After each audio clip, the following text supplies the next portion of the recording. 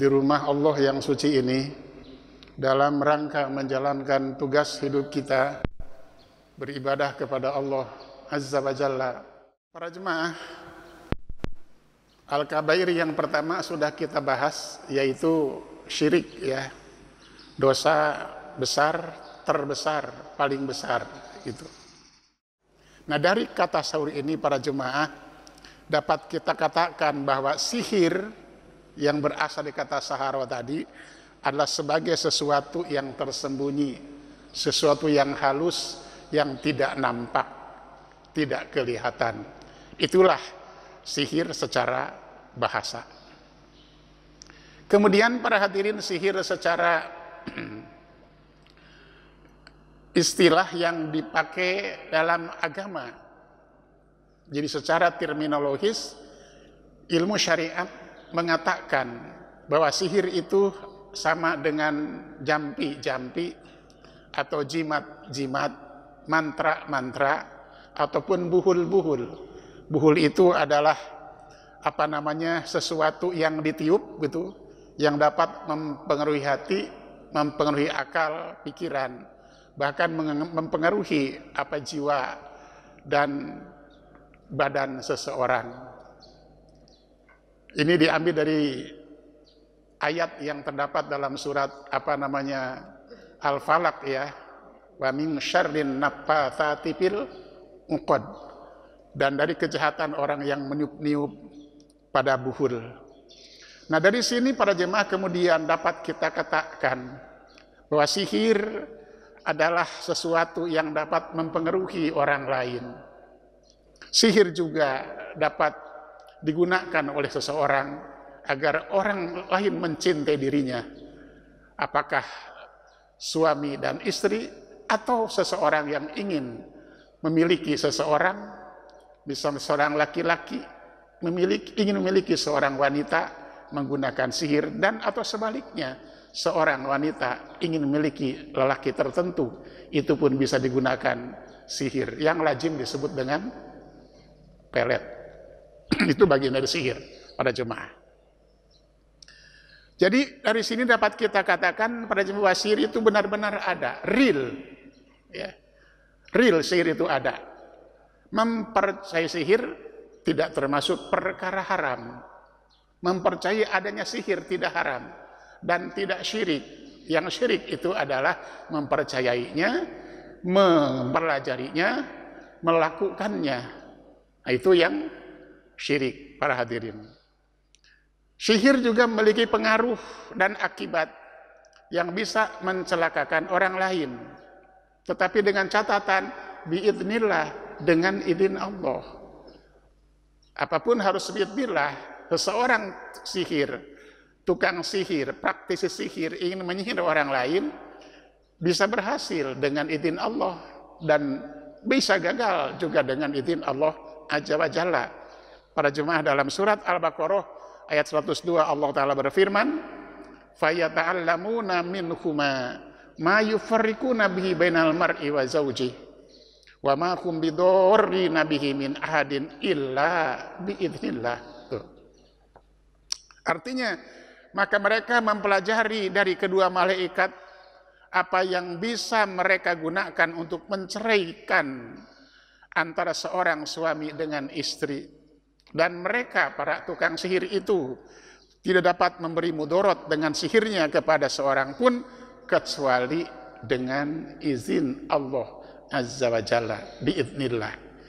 Para jemaah, perlu digarisbawahi di sini, mereka mempelajari dari kedua malaikat. Yang dimaksud bukan malaikat yang suci itu, orang pinter, ya, orang yang bisa sihir. Jadi setan maksudnya, bukan malaikat. Para jemaah, malaikat tidak akan mengajarkan sesuatu yang buruk. Kalau kita lihat ayat ini para jemaah, maka sejak dulu memang sihir digunakan untuk perkara-perkara buruk, tidak untuk perkara-perkara baik. Kenapa demikian? Karena sihir itu adalah suatu perbuatan kolaborasi, kerjasama antara manusia dengan setan, antara manusia dengan jin dari golongan, atau setan dari golongan jin. Tidak akan ada sihir, dukun, kahin, peramal, dan sebagainya yang tidak kerjasama dengan jin. Mereka pasti kerjasama dengan jin, dan Al-Quran sudah mengkonfirmasi hal itu di surat 72 surat Al-Jin, yang disebutkan ada orang-orang yang minta perlindungan kepada jin minta pertolongan kepada jin, minta bantuan kepada jin, dan kata itu jin-jin yang diminta bantuan oleh tukang sihir, dukun dan peramal itu tidak menambah baik buat mereka, tapi sebaliknya justru menambah jauhnya mereka dari Allah Azza wa Jalla, menambah mereka sesat dari jalan yang benar. Kita lihat juga di surat Al-Falaq yang saya bacakan tadi para jemaah. Allah berfirman, kita disuruh oleh Allah supaya berlindung kepadanya dari kejahatan tukang sihir, perempuan-perempuan tukang sihir, begitu, ya kan? Qul a'udzu birabbil falaq. Katakanlah oleh kamu, hai Muhammad, aku berlindung kepada Rabb yang menguasai cahaya subuh, min syarri ma khalaq, dari kejahatan makhluk yang diciptakannya, wa min syarri ghasikin idza waqab, dan dari kejahatan malam manakala sudah kelam. Nah ini, wa min syarrin naffatsati fil 'uqad, dan dari berlindunglah kepada Allah dari kejahatan wanita-wanita tukang sihir yang menghembuskan pada buhul-buhul. Buhul-buhul itu, tali-tali itu sebagai media sihir untuk menyihir orang lain. Para jemaah, kenapa di sini disebut nafatsat, wanita-wanita tukang sihir? Kalau laki-laki tidak. Maksudnya tidak seperti itu. Maksudnya adalah boleh jadi pada saat itu para praktisi sihir itu kebanyakan dilakukan oleh kaum perempuan. Laki-laki juga ada. Dan sampai hari ini kan yang terkenal nenek sihir, bukan bapak sihir, kan gitu. Nggak ada bapak sihir kan, nenek sihir, nenek apa lagi tuh? Nenek lampir, ya kan? Nggak ada bapak lampir, kakek lampir, kan gitu ya, gitu. Dan di film-film juga banyak yang menjadi pemeran sihir itu perempuan yang memerankan sihir-sihir itu kan, nenek sihir pada jemaah. Jadi bukan berarti laki-laki tidak ada. Baik. Para ibu dan para bapak yang saya hormati, seandainya sihir itu tidak memiliki pengaruh buruk kepada manusia, baik fisik, mental, pikiran, jiwa, dan sebagainya, tentu Allah Subhanahu wa Ta'ala tidak akan menyuruh kepada kita untuk berlindung kepadanya dari kejahatan tukang sihir. Akan kita dilindungi oleh Allah Subhanahu wa Ta'ala. Nah, para jemaah yang menarik dalam hal ini, ternyata Rasul kita Nabi Muhammad alaihi wassalam konon beliau terkena sihir juga. Sihir yang dilakukan oleh seorang Yahudi yang bernama Labib bin Al-Aqsam. Aisyah radhiyallahu anha, salah seorang istri Rasul, menceritakan, kata Aisyah dalam hadis Al-Bukhari dan Muslim, karena Rasulullah alaihi wassalam suhiro hatta kana yaro annahu ya'tin nisa'a wa la ya'tihinna.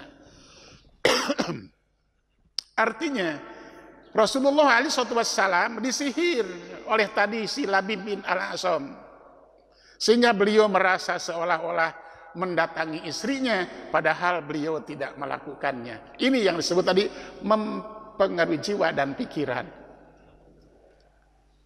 Jadi penyihirnya orang Yahudi. Saya ingin nyimbang dikit. Orang Yahudi itu memang, para jemaah, berusaha sekuat tenaga untuk membunuh dan menghabisi Nabi Muhammad alaihissalam. Bukan hanya dengan sihir ini. Mereka juga ingin membunuh Nabi Muhammad dengan batu. Ketika beliau sedang duduk di bawah dinding, ada orang Yahudi menjatuhkan batu dari atas. Malaikat memberitahunya agar bergeser, selamat. Kemudian ketika perang Khaybar itu satu tempat yang dihuni oleh orang-orang Yahudi yang memang mereka telah terusir dari Madinah, para jemaah. Mereka bikin benteng-benteng itu. Di Khaybar itu, seorang wanita Yahudi, dia mencari tahu tentang daging kambing bagian mana yang paling disukai oleh Nabi Muhammad alaihissalam. Nanya kepada para sahabat yang ikut perang ketika itu. Diberitahu bahwa Rasul sangat menyukai daging kambing bagian paha depan. Dia potong kambing, dia bakar, begitu, kambing guling kalau kita. Dan kambing itu dikasih racun semuanya. Dan paha bagian depan itu yang paling banyak racunnya. Diserahkan pada Rasulullah SAW. Sahabat ada yang makan langsung meninggal dunia. Rasul memakan sebagaimana kesukaan dia daging paha bagian depan itu, dan beliau tidak menelannya tapi memuntahkannya kembali, dikasih tahu oleh malaikat. Berbagai cara. Bahkan ketika Rasul sudah wafat, dikubur di Madinah, mereka bikin terowongan dari bawah ingin mengambil mayat Nabi Muhammad alaihissalam. Begitulah orang Yahudi. Sampai kapanpun akan begitu. Nah itulah para jemaah.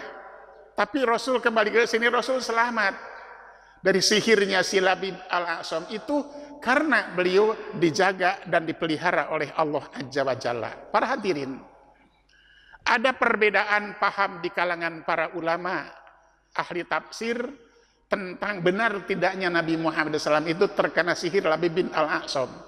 Memang hadis itu dari riwayat Imam Al-Bukhari. Tapi ada satu hal yang menggelitik di sini pada jemaah, bahwa Rasul itu terkena sihir di Madinah oleh Labib bin al-A'sam, seorang Yahudi. Dan tersihirnya Rasul itu dijadikan sebagai asbabun nuzul surat Al-Falaq tadi. Nah di sini tidak match katanya. Kenapa? Tidak sesuai. Surat Al-Falaq itu turun di Mekah. Sedangkan sedangkan Rasul tersihir di Madinah. Jadi tidak mungkin peristiwa yang datang belakangan menjadi sebab turun bagi suatu ayat atau suatu surat.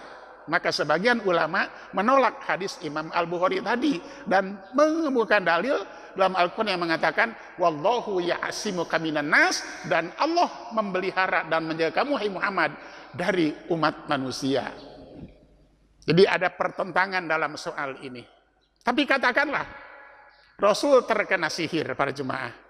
Apakah Rasul terkena sihir itu bisa mengurangi nilai kerasulan beliau? Para hadirin, saya kutipkan di sini perkataan Qadhi Iyad. Qadhi Iyad menjelaskan begini. Kata beliau, sihir adalah salah satu jenis penyakit di antara penyakit-penyakit lainnya yang wajar menimpa beliau alaihissalatu wassalam, seperti halnya penyakit lain yang tidak diingkari. Dan sihir ini tidak menodai nubuwah atau kenabian Nabi Muhammad sallallahu alaihi wasallam. Adapun keadaan beliau ketika diasumsikan terkena oleh sihir itu, seolah-olah membayangkan sesuatu yang beliau tidak melakukannya, hal itu pun tidak mengurangi kejujuran beliau, karena dalil dan ijma telah menegaskan tentang kemaksuman Nabi Muhammad alaihissalam dari sifat yang tidak jujur.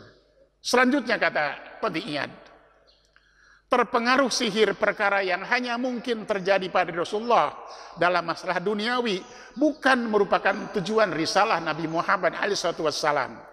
Dan beliau tidak diistimewakan lantaran masalah duniawi pula. Beliau adalah manusia biasa yang bisa tertimpa penyakit sebagaimana penyakit yang lainnya. Racun yang Rasul makan tadi, walaupun dagingnya itu dimuntahkan, tetap berpengaruh kepada diri beliau. Buktinya ketika di akhir hayatnya, saat beliau sedang sakit keras dan berkata kepada Aisyah, jangan-jangan ini racun yang tempo hari aku makan di Khaybar itu sekarang beraksi. Rasul juga pada waktu perang Uhud, tanggal kaki giginya berlumuran darah ketika Rasul pergi ke Taif untuk berdakwah. harapannya mendapatkan respon positif dari orang-orang Taif. Tapi yang terjadi sebaliknya, Rasul diusir secara tidak manusiawi, dilempari batu seperti binatang yang kotor. Seandainya tidak ada Zaid bin Harisah yang mendampingi beliau, maka beliau lebih parah lagi luka-lukanya. Itu hal yang sifatnya duniawi yang Allah tidak mengistimewakannya. Hal yang sifat duniawi terkena kepada manusia biasa, karena beliau juga manusia seperti manusia yang lainnya. Rasul bersabda, "Kul innama ana basyarum mithlukum." Aku ini manusia biasa seperti kalian.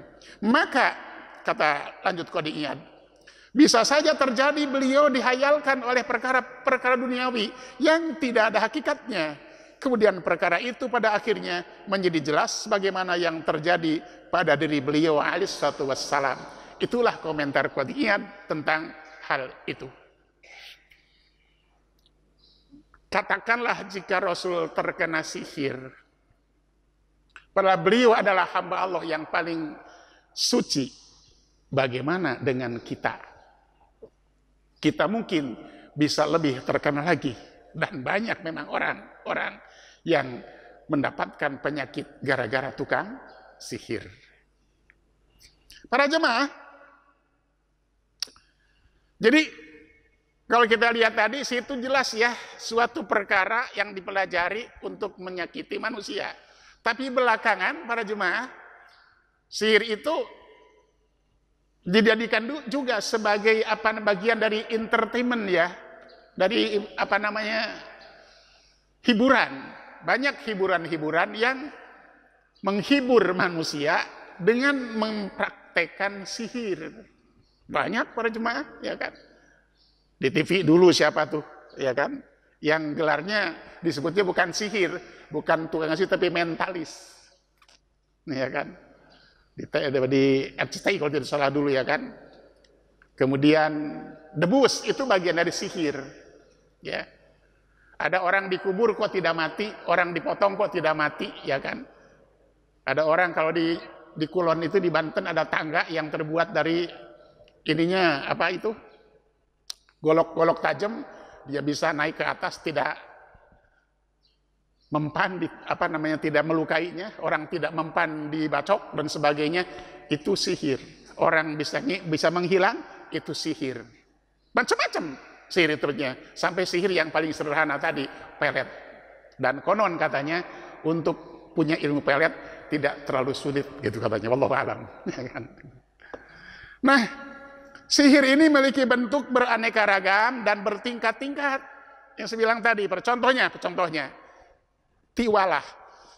Perjemaah tiwalah. Apa tiwalah? Tiwalah itu sihir yang dilakukan oleh seorang istri untuk mendapatkan cinta suaminya atau pelet. Itu bisa para jemaah. Medianya bisa apa saja.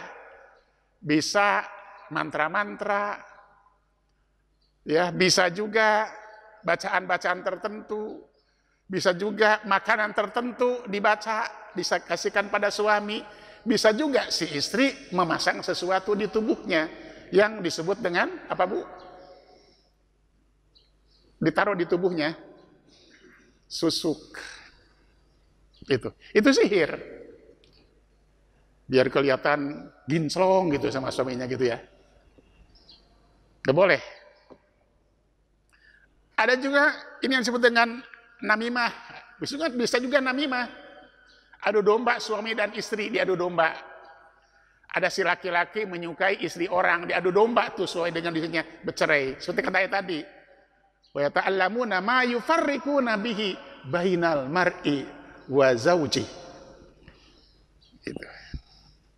Kemudian al-atfu, pengasihan.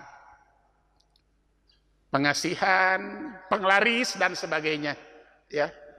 Tukang dagang para jemaah itu ada di lacinya itu, kadang ada bawang merah, kadang ada cabai merah, kadang ada kertas gitu, ya.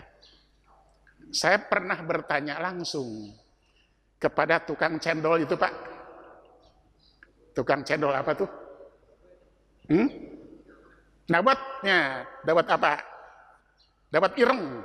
Nah, kenapa di pikulannya ada itu Pak? Ada stogong atau apa tuh? Saya tanya Pak, kenapa ya semua tukang dawat ireng itu di pikulannya ada togong 2? Oh, dia bilang itu bukan sembarang togong Pak, tapi itu adalah untuk menarik pembeli gitu. Itu bagian dari sihir kepada jemaah, ya kan?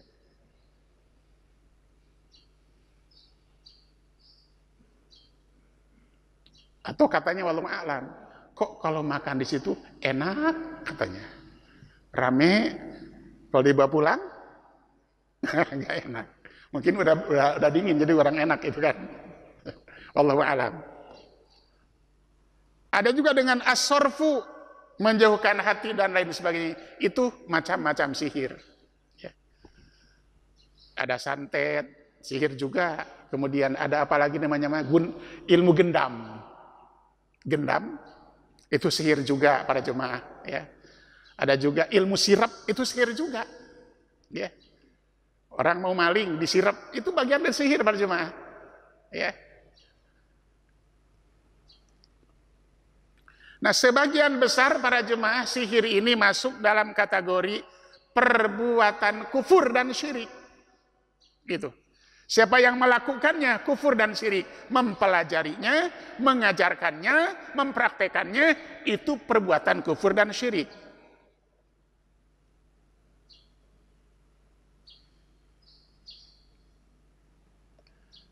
Saya kutipkan penjelasan Syekh Abdurrahman As-Sa'di, seorang ahli tafsir para jemaah, menjelaskan, kata beliau, sihir termasuk perbuatan syirik ditinjau dari 2 sisi. Pertama, karena dalam sihir itu terdapat unsur-unsur meminta pelayanan dan ketergantungan dari setan. Itu yang saya bilang tadi, pasti kolaborasi seorang manusia dengan setan. Setelah pendekatan diri kepada mereka melalui sesuatu yang mereka sukai, agar setan-setan itu memberi pelayanan yang diinginkan. Nah, ketika seorang tukang sihir, apapun bentuk sihir yang dipelajari dan dipraktekannya, pasti kolaborasi dengan setan. Minta bantuan dan minta tolong kepada setan. Dan setan yang diminta tolong itu, ngasih bantuan pertolongan itu tidak gratis. Harus ada balasannya. Take and give, istilahnya begitu para jemaah. Saya tolong, ya Anda juga harus mau mengikuti keinginan saya. Macam-macam permintaannya, tergantung gitu para jemaah, keinginan setan. Ada permintaan yang paling dahsyat ya, kadang-kadang minta nyawa juga.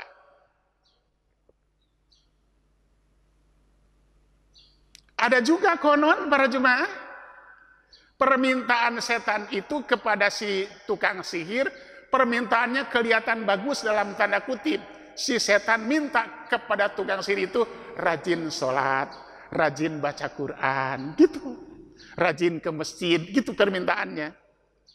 Maka dia rajin sholat, rajin baca Quran, rajin ibadah, rajin ke masjid para jemaah. Tapi bukan karena Allah, tapi karena permintaan si tukang sihir itu, si setan itu. Jadi dia ketergantungan tuh dengan setan. Kalau dilanggar, maka ada akibatnya yang akan dialami, akibat buruk para jemaah. Gitu. Nah, makanya tukang sihir itu pasti memberikan sesuatu untuk si setan atau jin yang memberi bantuan kepadanya, yang disebut sesajen. Biasanya sesajen dilakukan 2 kali 1 pekan, malam Selasa dan malam Jumat. Kenapa enggak tahu sih malam Selasa malam Jumat, Allahu a'lam berjemaah, ya kan gitu. Ya macam-macam sih sesajennya, ada nasi tumpeng, ada kopi hitam, ada kelapa muda, ada cerutuknya juga. Ternyata jin suka begituan ya. Setan suka begituan para jemaah. Itu sesajen. Dan tidak lupa kemenyannya. Itu. Itu yang pertama.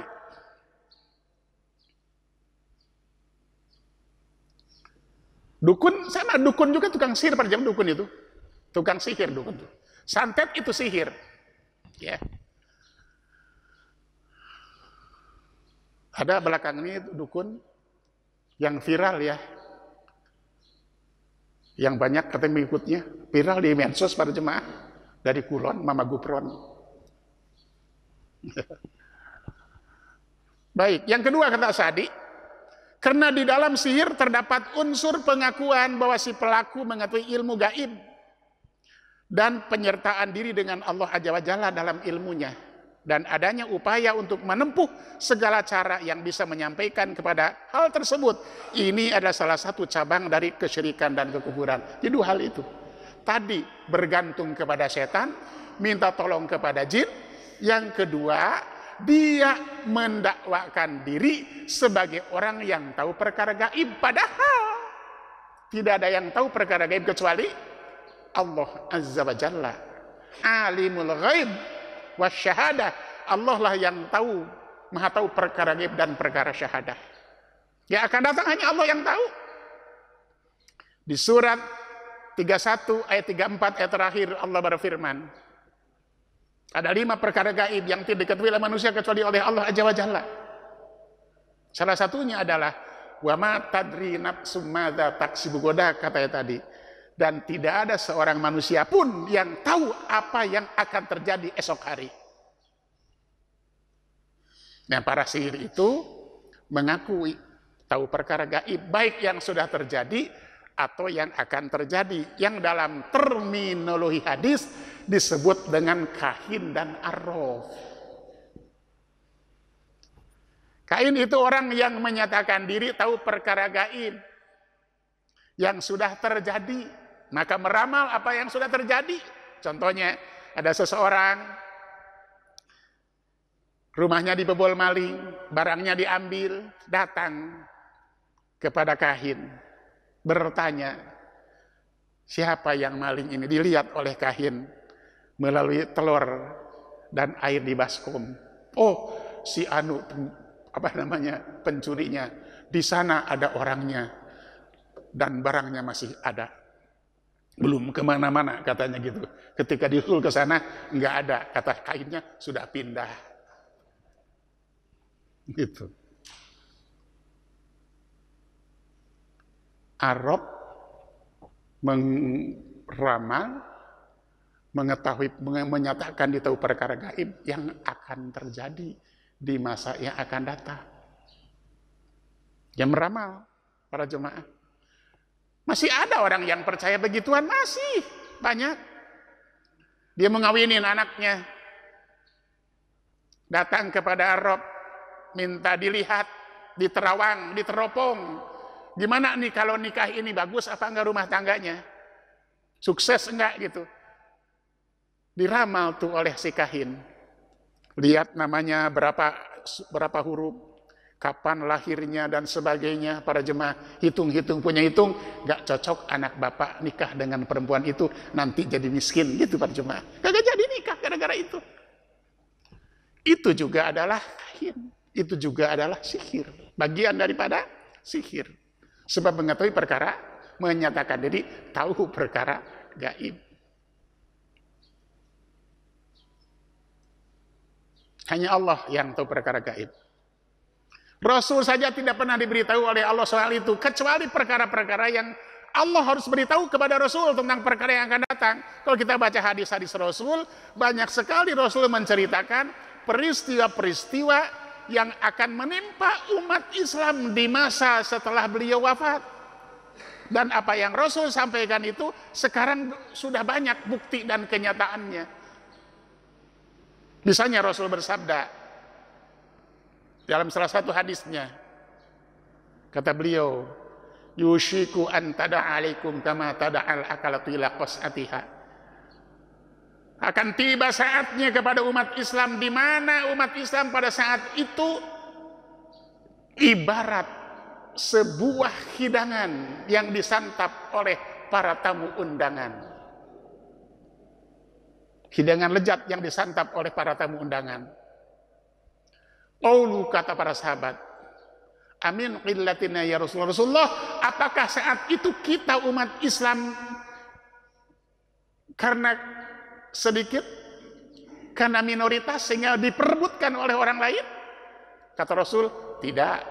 Walakinnakum katsir, kalian banyak. Walakinnakum gutsaun ka gutsai sail, tapi kalian satu mayoritas.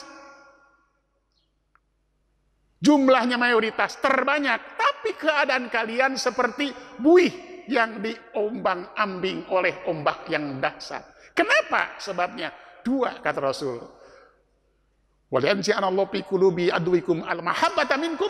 Allah cabut dari hati orang-orang kafir itu rasa segan kepada kalian. Wal yakdhifanna fi qulubihimul wahn, dan Allah letakkan, Allah sematkan pada hati kalian al-wahn. Kata sahabat Rasulullah, wa ma huwal wahn? Apa itu wahn? Rasul bersabda, hubbud dunya wa karahiyatul maut. Cinta dunia, takut mati dan takut mati. Itu yang ada pada umat Islam.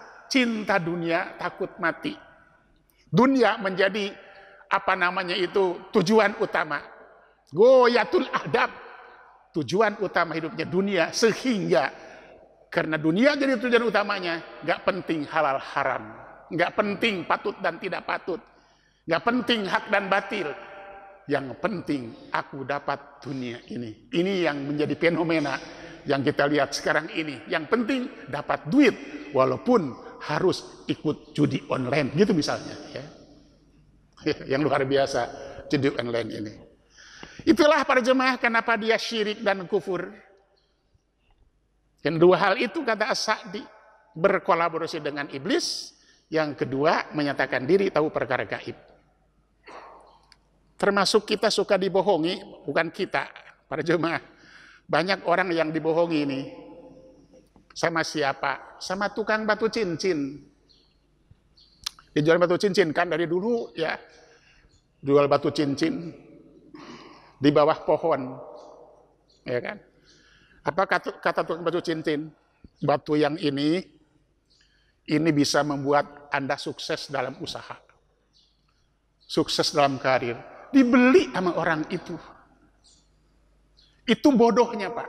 Kalau memang batu cincin itu bisa membuat sukses dalam usaha, kenapa si batu cincin dari dulu jualannya di bawah pohon melulu? Ya kan? Kagak maju-maju dia usahanya. Batu cincin aja gitu kan. Tidak jadi bos batu cincin gitu. Dan tidak pindah-pindah di situ melulu gitu. Jadi makanya orang yang datang ke tempat itu orang bodoh. Kenapa dukun, paranormal, tukang sihir suka disebut orang pinter? Karena orang yang datang ke situ bodoh semua, para jemaah, gitu kan? Iya. Baik, para hadirin. Apa hukum mempelajari sihir? Hukum mempelajari sihir, mempraktekkan sihir, mengajarkan sihir dan mempraktekkan sihir adalah haram dan syirik. Itu merupakan perbuatan setan. Allah Azza wa Jalla berfirman dalam ayat tadi, ya, Al-Baqarah 102. Sudah kita jelaskan pada tadi, lalu dipertegas dalam hadis riwayat Imam Al-Bukhari dan Muslim dari Abu Hurairah yang menjelaskan sihir termasuk dalam kategori al-kabair. 7 perkara yang membinasakan. Rasul bersabda, kata Abu Hurairah, kata beliau, ijtanibus sab'al mubiqat. Jauhi oleh kalian, hindari oleh kalian 7 perkara yang membinasakan dan mencelakakan kalian. Qaulu, kata para sahabat, ya Rasulullah, ma wa ma hunna? Apa ke-7 perkara yang membinasakan itu? 1, asyirku billah, syirik kepada Allah. Yang sudah kita bahas di kajian yang lalu. Yang kedua, as-sihru, sihir. Yang kedua. Yang ketiga, wa qatlun nafsil lati haramallahu illa bil haq, membunuh jiwa yang Allah haramkan kecuali dengan cara yang benar. Insyaallah akan kita bahas ini nanti. Yang berikutnya, wa aklur riba, makan harta riba. Makan harta riba termasuk dosa besar, ya kan? Wa aklu malil yatim, memakan harta anak yatim. Maka kita lihat bagaimana di Quran surat An-Nisa, ya, para jemaah, Allah Azza wa Jalla sampai dengan ayat ke berapa itu? Ke-10 ya. Dari ayat pertama itu bicara soal anak yatim antara lain, gitu. Kemudian wat tawalli yaumaz zahab, disersi dari peperangan. Dosa besar. Dan yang terakhir yang ke-7, wa qadful muhsanatil mu'minatil ghafilat, dan menuduh perempuan yang baik-baik, perempuan yang suci, yang salehah berbuat zina. Itulah sabda Rasul alaihissalam yang menegaskan syirik itu adalah minal kabair, termasuk salah satu dosa besar. Ali bin Abi Thalib meriwayatkan Rasul pernah bersabda dalam hadis Ahmad, Ibnu Hibban dan Al-Hakim, kata beliau, "Thalathun la yadkhulunal jannata." 3 golongan manusia yang tidak akan masuk surga.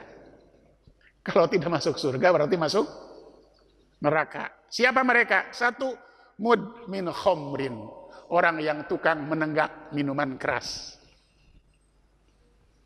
Haram, ya kan?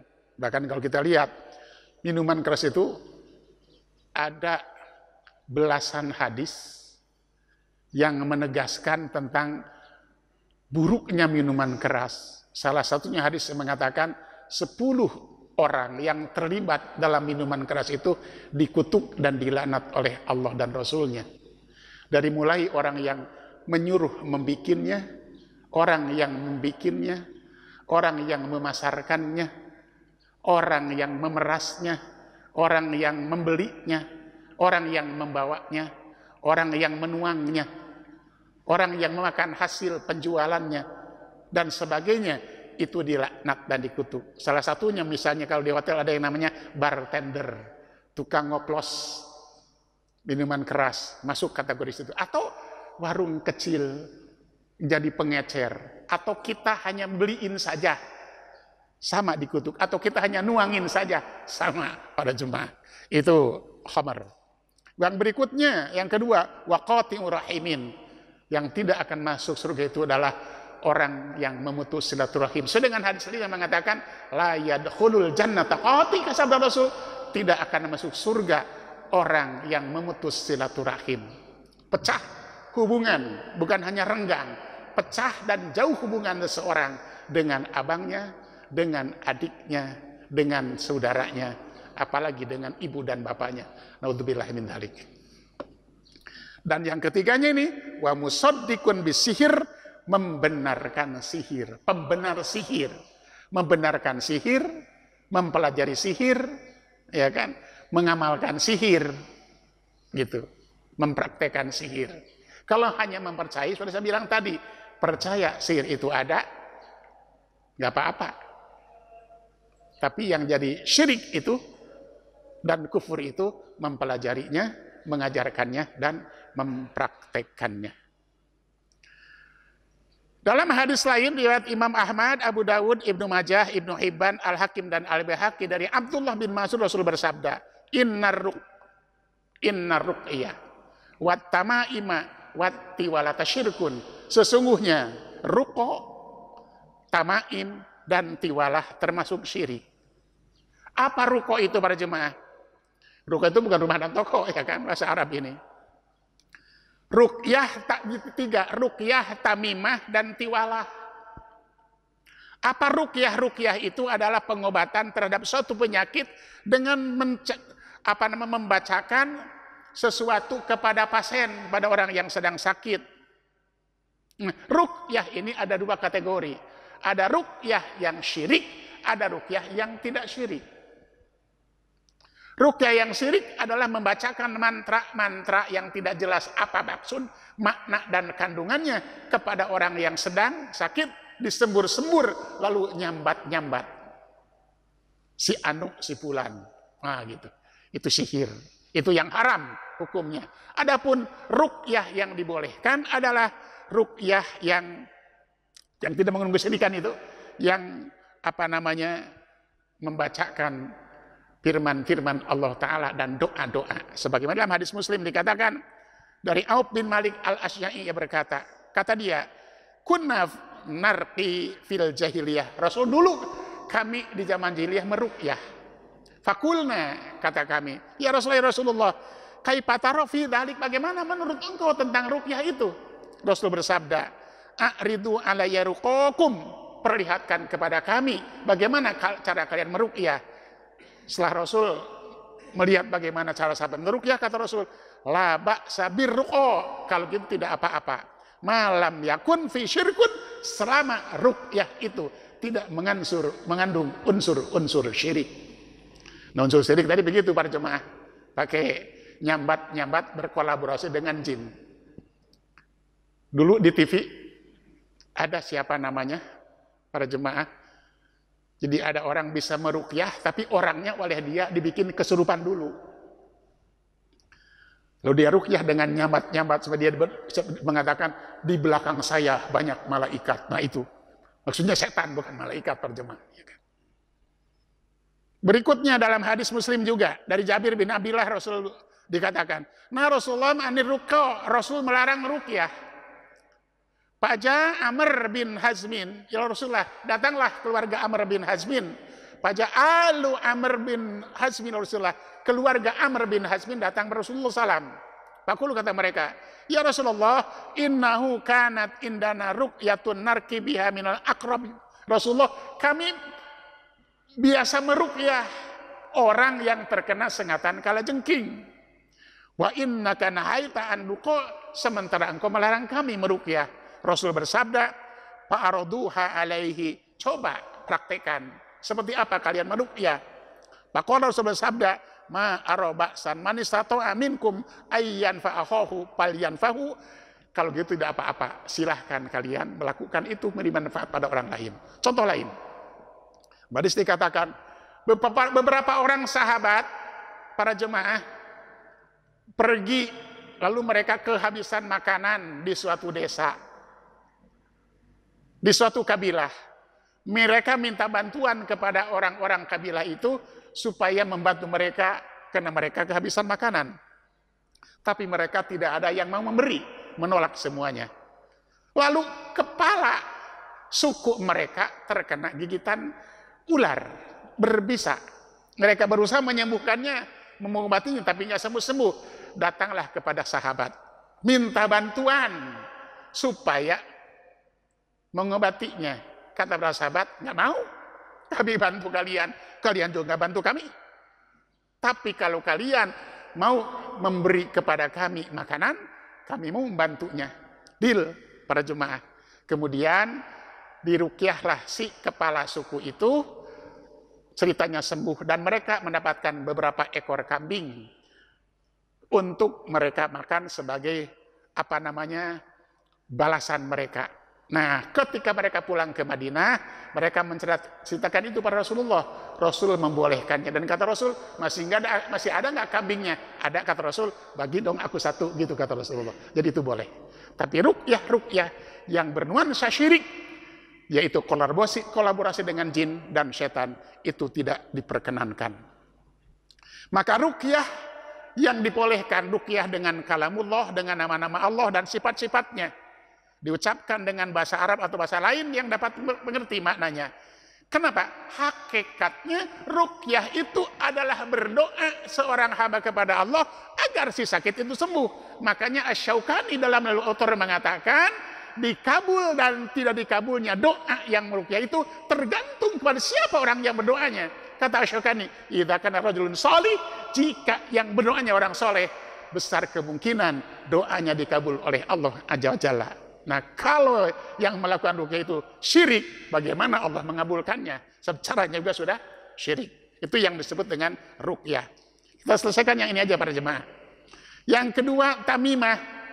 Tamimah itu jimat.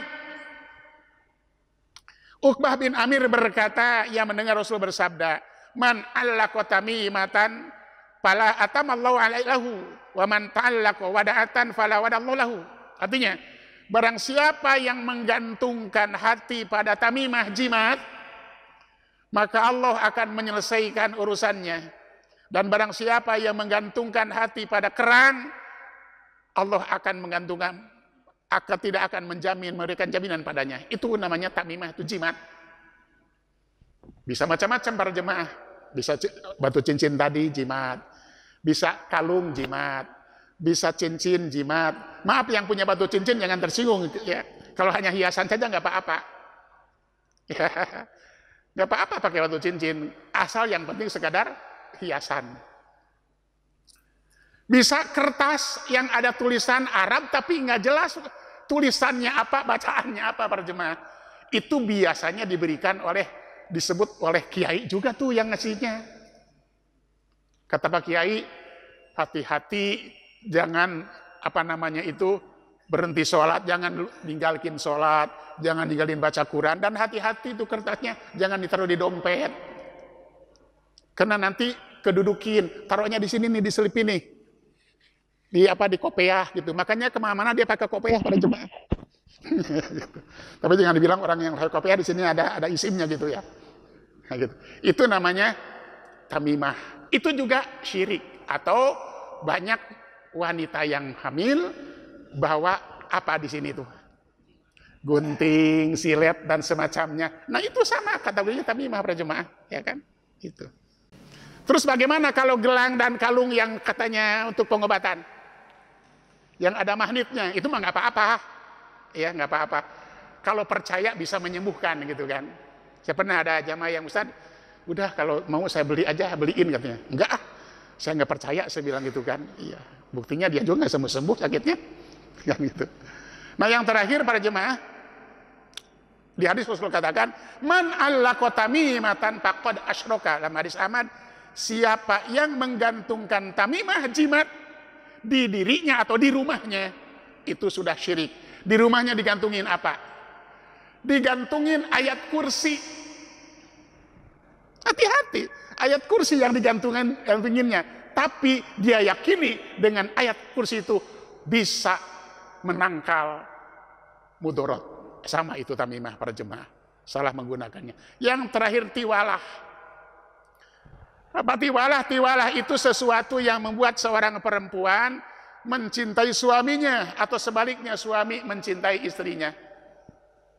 Dijelaskan dalam hadis Imam Ibn Hibban. Ya Aba Abdurrahman, hai Abu Abdurrahman, hadhihi ruqa wa tamaim qad arafnaha. Ruqyah dan tamimah kami sudah tahu. Paman tiwalah, apa itu tiwalah? Kata dia, syai'un yasnauhu an-nisa'u yatahabbabna ila azwajihinna, sesuatu yang dibuat oleh perempuan agar suaminya terus mantang pikirannya sama dia, tak berpindah ke lain hati itu. Nah, itu dipelet nama yang saya bilang tadi, itu juga adalah syirik. Jadi melet suami.